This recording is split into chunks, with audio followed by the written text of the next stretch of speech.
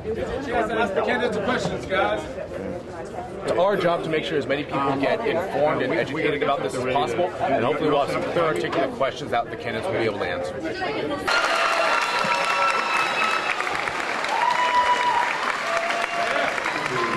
We're especially honored to have our four candidates here, and again, thank you for taking your time.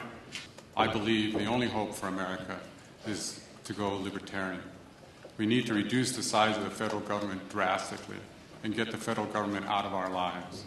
I have been a strong voice in Washington on issues that relate to the safety of our country and go directly to our own people. For example, I'm against amnesty, against benefits for illegals, and I've been a leader in that nationally. And of course, I'm for securing our southern border as well as changing our visa system so it works well. I have to say I'm really offended when I hear anybody speak of an illegal human being. Human beings aren't illegal, so...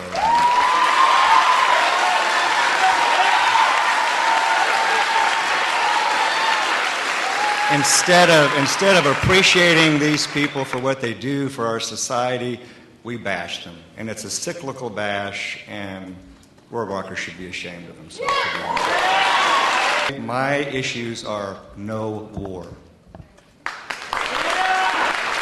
No Wall Street bailout. No Wall Street bailout. No global warming, health care for all, education for all, and I'm looking forward to talking about these things. Thank you. People often ask me why I'm running for Congress. The short answer is I am scared to death where this country is headed, and I've also never shied away from a challenge. I have always viewed leadership as an activity. It is an activity that requires collaboration, intellectual rigor, and pragmatism. Those are the qualities that I've always brought to the issues, and those are the qualities that I will bring to Washington. I believe global warming is real. I think it's happening. Temperature change, climate change is a fact. Anybody that can't see these facts, I think, is not looking properly. I think we should be voting with our pocketbook, with our dollars, and demanding that we get stuff that's made in a green way, and not just waiting for the government to pull us out or save us. Whether or not mankind is primarily responsible for the changes that are currently taking place in the climate is a matter of debate, and there are many.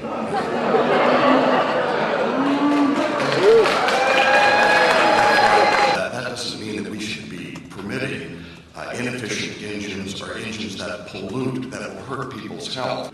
I've been very active in developing new nuclear energy programs with General Atomics for clean and safe nuclear energy. I know of no credible scientist that doesn't recognize that not only is global warming a human-caused dilemma, but it probably is one of the most important issues that we will address in our lifetime. There has never been in the history of this planet the amount of CO2 in the air. Never before in history. And what we're going to see from Mr. Rohrabacher is a lot of fear. A lot of fear tonight. The immigrants are going to come to get us. The terrorists are going to come to get us. Our worst fear is internally.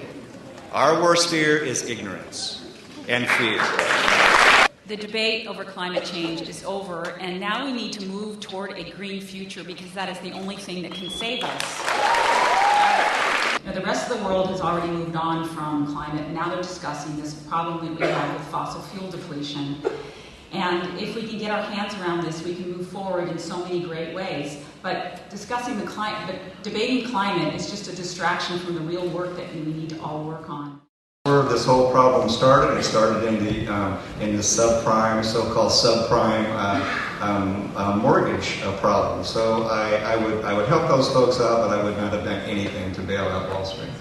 And I'm very happy to hear that Dana was against the bailout. And the number one thing we can do is to get rid of our debt. That is really the problem, that one of the main problems behind this. I think we had an option here in trying to respond to this crisis. I don't think people understand that we have a $66 trillion of credit default swaps that are like a deck of cards. And if those start to go, everything will go, and we will be in the second Great Depression. I think if you take risks, you should be responsible for those risks. I think those banks should have left to crumble. But realistically, a lot of homeowners that got a loan that they fundamentally knew they couldn't afford. Is it our job to protect everybody? Is it the federal government's job to protect everybody from making mistakes? I'm very proud that I oppose that bailout because there are other things to do rather than just giving total discretion with no strings attached, no other alternatives being discussed, voting that within a 48-hour period. That was total irresponsibility on the part of Congress, and I wasn't going to participate in it. And again, my major opponent, Debbie, was with me in the beginning and then changed her position. The first major decision she had to make as a candidate, she flip-flopped on the issue. Now, let me note this. I did not flip-flop because I've always supported the government stepping in to regulate this industry. I have a very limited amount of resources as a local elected official, but I've done my best to get as educated as I possibly could on this issue before I came out. Because believe me, my campaign was saying, you need to come out against this because all the people are against it. And I said, no, I have to understand this issue before I take a position. We do not need to redefine marriage in a way that it would be anything else, but marriages between a man and a woman, or let's put it this way, same-sex marriages, I don't believe are by the definition of what our country has defined marriage for throughout our country's history. Proposition 8, oh, what a terrible proposition.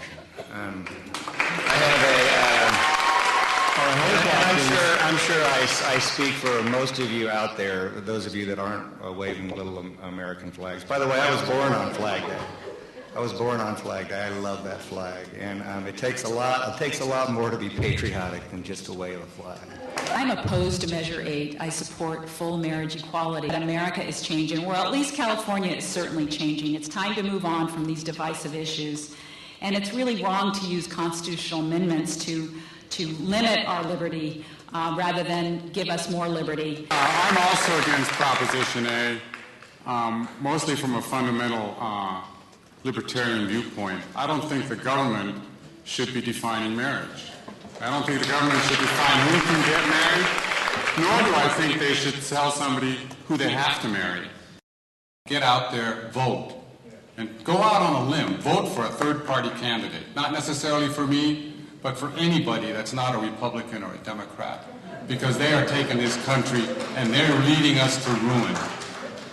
I've always made sure that I answer every question that's been put to me, and I think that it's vital that an elected official be willing to do that, especially on the significant, important issues of the day. Vote for the person that you want to win. Not the person that may win or who has a chance to win, but the person that you see sitting up here. Who do you want to win?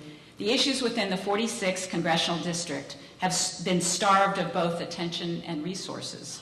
I hope you will support me in my challenge to take back America. Thank you. This concludes our candidates forum.